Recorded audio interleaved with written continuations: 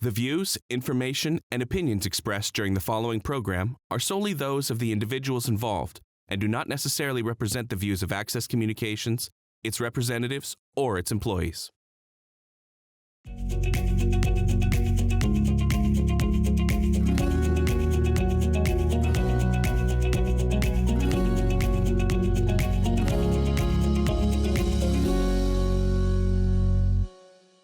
Hi, I'm Marilyn Fredsberg, and I'm in Ituna, Saskatchewan, and I'm talking with Chad Pluns in his business.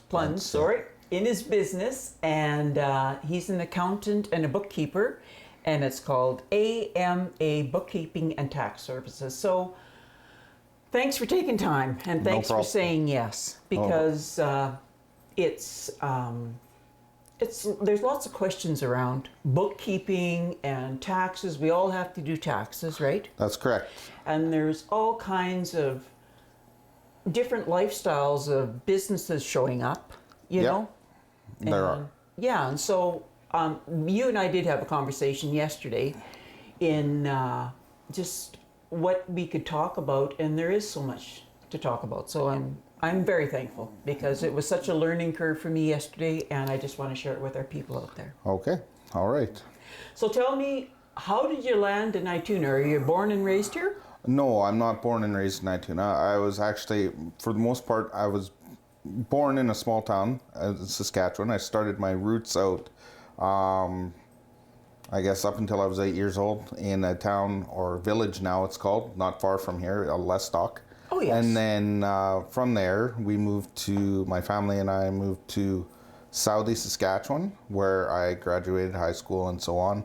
And then after high school, you move to the city, do your studying, do whatever else. And then after Regina, I actually moved overseas for about 8 years. I went South Korea, and that's where I met my wife, and so on and so forth. I taught English over there.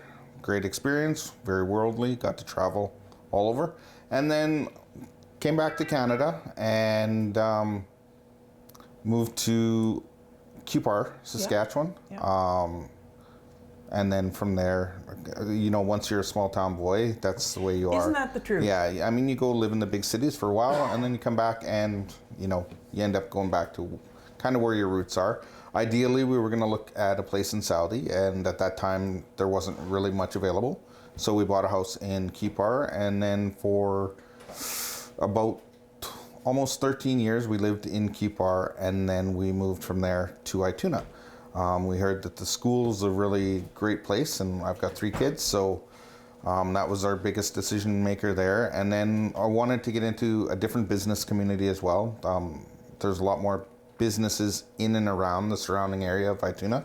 Yeah. I mean, you've got Melville, you've got Yorkton, you've got Foam Lake, you've got Wynyard. Well, right. That's a little bit off, but it's not that, it's within reach. And then, there's many other smaller centers around here as well. So it's been a great, and Ituna's been very welcoming to us. Beautiful. So both on the business side and on the personal side as well. So kids love the school, and we're welcomed here. There's not a lot of people that do this out in this area. So that was another part of the big opportunity of the move as well. So awesome. Yeah. And being a small town, I come from a small town too. You know the value of it, and there's safety, there's community, there's sure, you might have to head down the road for something, but not always, right? Right. And you're also contributing to the community, and you're like having your kids in a small town is huge. It is. That was the biggest part of us moving to a small town was we were in the process, in the middle of having our kids and stuff. And growing up in a small town, you realize the safety factor. It was a huge safety factor. Yes, now, I mean, it's been quite a few years since I was a child, so times have changed. Towns are still a much safer option, but the dangers are becoming fairly real in small towns, like they would be in the city. Yeah. But all the same, I would still choose a small town. Yeah. Just as well, you get to know your neighbors, right? Whereas in the cities, not so much. I changed my own tire on my vehicle with my 1.5-year-old in the seat, right? Because nobody knows you, right? Right.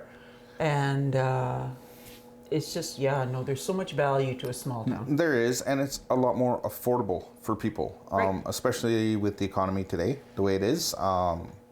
Getting a mortgage in a small town is a lot more affordable for people than it is getting a mortgage in the city, especially with the interest rates right now. Hopefully those will go back down in time, as the government says that they will, Yeah. and the Bank of Canada. Yeah. But currently, you know, there's a lot of people that have had to give up their homes, especially in the city. They can't afford it. They can't afford living on the minimum wages or their wages that they were making. It just Right. doesn't cut it. But in a small town, they can absolutely do it. So And what about that fact that you could be, like, you live here, yeah, but you could have a business and a house, yeah, you know, absolutely. and then you're looking after both things. Yeah. Where I like the idea of this, and it's also given this building new life, right? It, you know? it has, and that's the other thing too. And being in a small town, I could do this exact same thing. I could go to one of the cities or whatever, but A, my costs are going to be higher, but B, it's like I want to keep as much in a small town going as possible, because being from a small town, you want to help that town survive or keep Right. it alive, because there are a lot of small towns that become villages and then slowly become Yeah. ghost towns and disappear. Right. I mean, I'm not overly worried about Ituna because we're kind of along a main line, which is nice, but all the same, I mean, there are businesses that are closed up here. Hopefully somebody comes along, takes them over. So Well, and all it takes is live people. that's correct. You know? That's correct. We need more people in small towns, and that's slowly, like, you know, there's a lot that leave. There's a lot that, you know, unfortunately pass away. So then, you know, you got to get more coming in and stuff. But if you have the businesses and you have other services and stuff in those small towns, that's a reason for people to come out as well. right. Right. So, And yesterday we talked about, you know, why do you do your business? why do I do my business? Well, And just getting back to it, you were a school teacher, right? yeah, I taught English and whatnot when I was overseas, but that was, you know, a younger thing. Yeah. You know, there was just something, it was kind of like A new off the- chapter. This is a new chapter. It was. But while I was over there, I had a lot of free time on my hands because our work days were a lot shorter. So I did a lot of reading on business, investing, and finance and stuff. And then, so when I came back to Canada, it was kind of, I operated, you know, a different type of small business for a while, and, you know, did online businesses, things like that. You know, tried a few, they failed, things like that. But then I got into the bookkeeping. Actually, initially, my sister, she's actually got a big bookkeeping outfit and tax place in the city, and in Yorkton as well, and Grenfell and whatnot. But she had previously worked for the federal government, and then she started Her own business. Yeah. And at that time, both myself and my wife did a lot of subcontract work for her, and kind of got involved with the bookkeeping and stuff. And then I was like, hey, I'm going to start doing my courses and get my training on that, because it was a total change of pace. B, the value that you can bring to other people, Yes. businesses and so on. It frees up their time. And, you know, it was just a different way of, I'm getting older. It was time to start slowing it down, other than working in different fields for a while. And then I started in QPAR. When I was there, I was working full time at different places, but I had started out of my home office. I started getting more and more clients, and then I moved to an office front in QPAR, was doing fine, and then just decided, it was kind of a spur of the moment actually. It was a 2-week period. That we just kind of went for a drive, saw this building, checked out the town of Ituna, and did some research on the school and stuff for our kids, and then moved out this way, and haven't looked back since. Isn't that nice? Yeah, the town's been very welcoming. The people, when it comes to taxes and stuff, my biggest thing with my services I provide, like with the bookkeeping, income taxes, and my financial services that I offer, I like being there for the people and helping them, because especially in the small towns and the way the economy is today, I'm definitely a much more affordable route than some of the other outfits out there. People can take that however they may, but I do it because with the economy, people don't have all that money, and especially in a small town. In a small town, businesses are struggling, just as they are in the city. But out here, you don't want them to fade out. And then a lot of people just don't have that extra money. You know, compared to some, like, they'll come to me versus going to a bigger outfit for getting income tax, because I charge a fraction of the cost and price. Plus, I'm local. Right. There's a lot of seniors in this town. They don't have to go far. They don't have to travel maybe to Yorkton or whatever. Some still do. You know, everybody goes to who they go to. But at the same time, I'm right here, so I can help them. Well, that eyeball to eyeball thing, I think is huge. And they get the face to face, and reassuring that these are my financials. Yeah. And we can have the conversation. You can understand the business model that I have or don't have. Right. And you can do the best for me, right? Right. And so, and to that note, like, there's a lot of people that will come get their taxes done or get their books done, or, you know, if they've got their questions, they will get them answered to the best that I can. However, if I wasn't here, their only other option might have been going to Yorkton or Wynyard or some other town, and the city, and they can't travel. So that's very discouraging for the business owner or the people that got to do their taxes. And what happens then is it just doesn't get done. Exactly. And if it doesn't get done, one of the most important aspects of running any business is your numbers. Yeah. Your record keeping. Yeah. If you're not on top of your record keeping, and there's, you know, I won't mention names, but I've had clients, I've dealt with people, you know, they've been backed up, you know, in terms of businesses. They haven't had their books looked at in 5 years. Well, if you're running a business, I'm sorry, but you don't know if you've made any money or anything. Yeah, right? so in that, I'm just visualizing, like, maybe they're just, like, they learned from wherever, right? Right. And then if they don't know how to do it, it just gets avoided, and then 5 years goes by, 10 years goes by. It does, right? because, for example, if they're a contractor or they're a farmer, they focus their energy on what they do and what they do best, and so they should. Yeah. Leave the other stuff to other people. It frees up their time. They can continue focusing.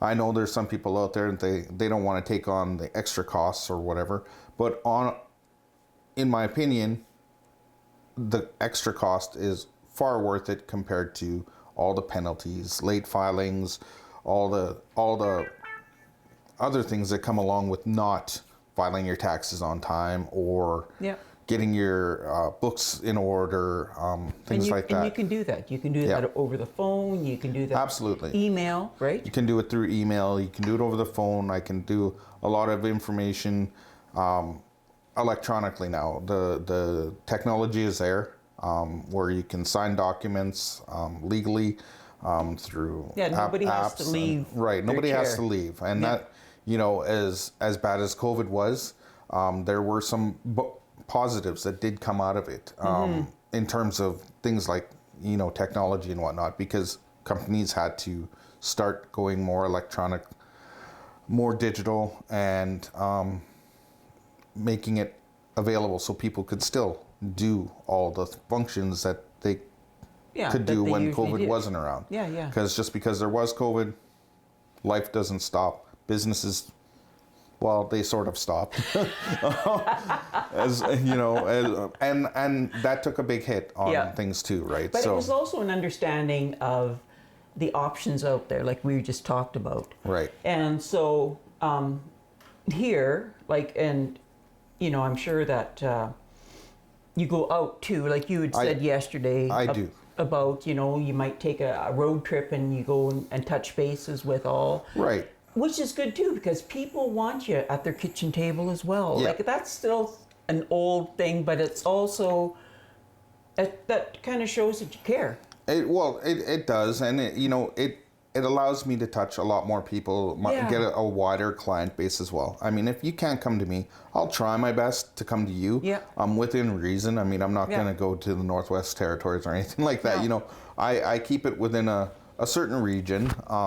And if I can't help you, please just don't hesitate not to call me or somebody else, because if I can't help you, or if I'm not in your area, I will refer you. I know a lot of people in the industry in different areas. I can get you to the right person, hopefully as best as I can. Yeah.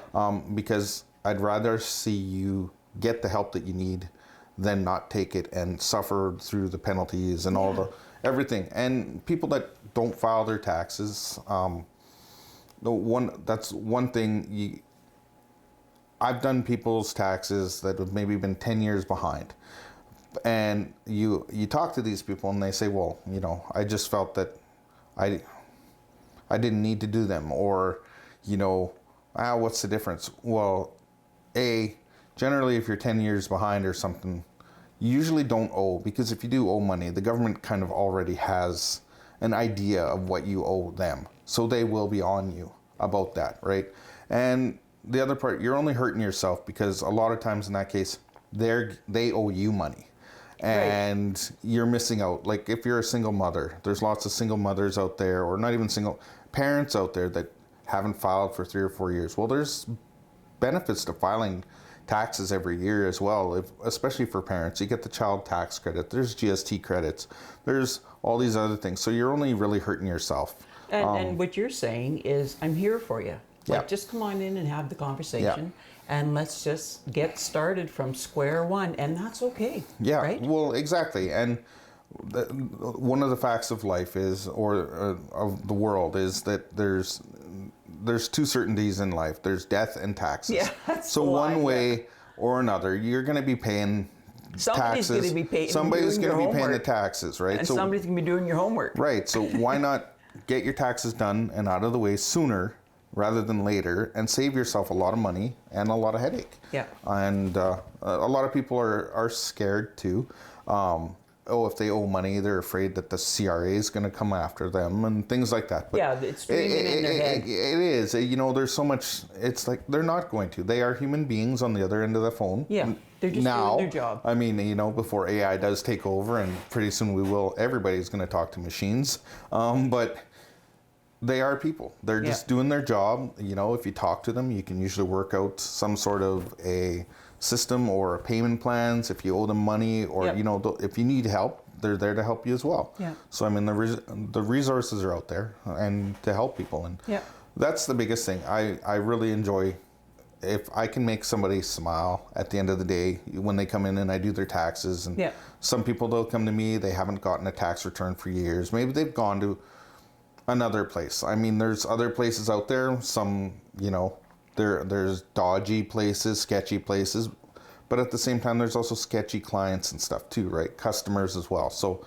I mean, just go try and find the better outfit. The best solution. The best solutions out there. Yeah. The ones that'll, if you're finding that you go in terms of like, if you're looking for bookkeepers or accountants, if you're looking for one that's gonna do a good job or whatever, and you might find one somewhere, and all of a sudden things start falling behind, and then you might want to start shopping around. All of a sudden you start getting letters from the government all the time, things aren't getting filed on time. Then maybe do some shopping around, or maybe they haven't have a conversation about it. I keep repeating it, but it's that whole thing about just have a conversation about it, and the solution will come. Yeah. And it's just starting that. And so I'm going to get, we were talking about life and death, and it just triggered, my mom just passed away in July. And so I'm the executor, and I'm getting everything wrapped up. Right. And I'm like, well, how come I can't get taxes done now? Because she's not working anymore from here till December, right? Right. So how come I can't get the taxes done? Well, because the systems aren't in place until towards the end of the year for the updated, Every new benefits. Yeah, right. So for the tax year coming up, so things will be there, and plus, Even if she died in the last year? she might have passed away, Yeah. which is fine. But you have that time frame, so you can get the estate settled, so you can get everything settled as well, and all the rules for this tax year haven't been necessarily put in place anyway. But she will do. You will have to do a final tax return for her, and then it's got to fall in that tax year, right? So she'll still have stuff that came to her. You said she passed like halfway through the year. Yeah. So she's got all that information or payments that were given, her old age security, Right, possibly, or CPP. Yeah. You have to wait for those statements to come out for that current year, and then it will. And they don't come out till the They don't time come out until. they come out. Then until generally it's like February, somewhere in there. I mean, maybe if you phone the CR, they might make an exception on something like that. But generally, and there's no difference whether you file. There'd be a lot of changes in the tax programs that would have to be made possibly before filing that as well. So. Okay. And then after I get her taxes done, then I have to wait. Is it 6 months? Is it for to get a clearance, or is it no? So once her taxes are done, it'll be her final tax return, and then it's just that's it. That's it. Okay. Sometimes there's other times where it depends when they pass as well. Sometimes there's stuff that falls into the next the following tax year as well. Oh, okay. So sometimes what you think is your final. Retired, Okay. So easy peasy. Yeah. Fair enough. Yeah. I'm emailing you. So Primerica, you help out with people getting their investments. With their investments, insurance, life insurance, make sure that they're properly protected, and basically just educating them on money matters. Money matters. Money matters, huge. and it is. And the one thing that I will give a lot of credit to the provincial government now is they're implementing. I think it starts next year, I believe in 2024. They're making mandatory financial literacy in schools. And about time. It is, and that was that's a long time coming. That's one of the biggest things.